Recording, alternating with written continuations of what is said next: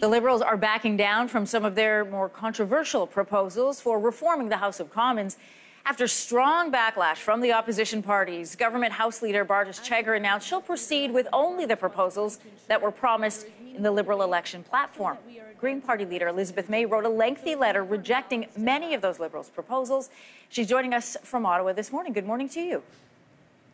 Good morning. All right, over the weekend, Government House Leader Bardish Chagger wrote a letter where she outlined they were going to get rid of ideas like legislative programming, among other proposals.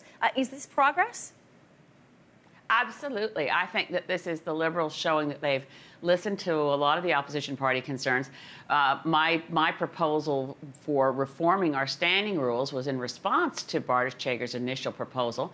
I still hope that we might look at coming to consensus on a lot of these changes. But they absolutely have backed down, and I think that's progress. In your paper, you outlined some really interesting ideas, one of which is having party members sit by alphabetical order as opposed to sitting by parties.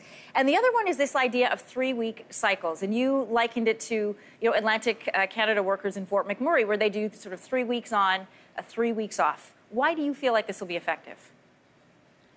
There are a number of reasons, and of course, one of the reasons I want to have people sit alphabetically is that the real division in our parliament, in our theory of government, and I hate to take us all back to grade school, but we've forgotten this, is responsible government, meaning that every MP is elected to represent their constituents and hold the government responsible to constituents, regardless of what party you're elected in. So in theory, a backbencher Liberal is there to hold the government to account on behalf of constituents. So the divisions in our parliament are really between the executive, like the cabinet, and the legislative being everybody else, and so that's your job, is to hold the government accountable. And by putting us in groups of Liberals in this block, Conservatives in this block, NDP in this block, you just end up with jeering, cheering teams, and it would be much more civil if we had to sit next to each other based on our alphabetical ordering and not our party. The other reason, of course, for the larger proposal for working in 3-week blocks is that we're always debating how to set our schedule as MPs so that it makes that it's efficient. The Liberals' proposal was to move to a Monday to Thursday week and have Friday a week in the riding.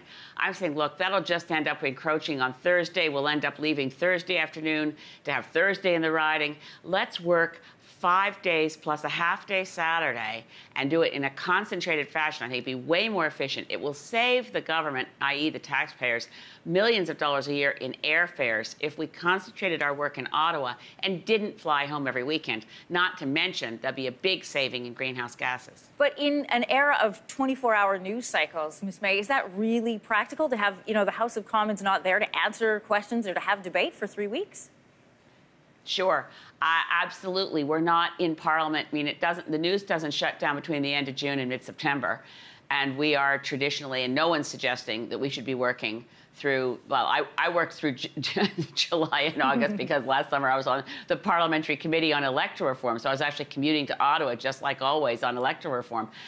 Which is a big problem that promise was broken, and I'm going to continue to push Justin Trudeau to keep that promise.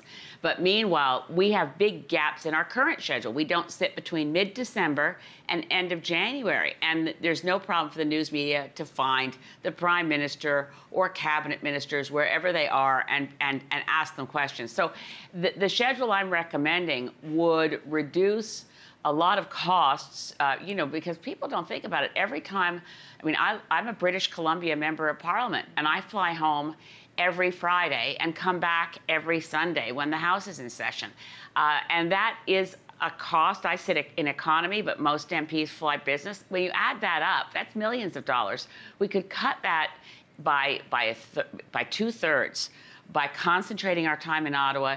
As you said, just the way I call it the Fort McMurray work schedule, because I'm from Cape Breton and I have lots of friends who would be gone from home for 3 weeks on, 3 weeks off. And I think it would actually keep us in Ottawa on that Sunday. I think we'd be actually more prepared for work Monday if we weren't in the air all the time between work schedules. All right. Well, it's an interesting proposal. It'll be interesting to see how some of these changes, which ones happen and how quickly they move along. Elizabeth May, thanks for joining us today. Oh, thank you so much, Anne-Marie.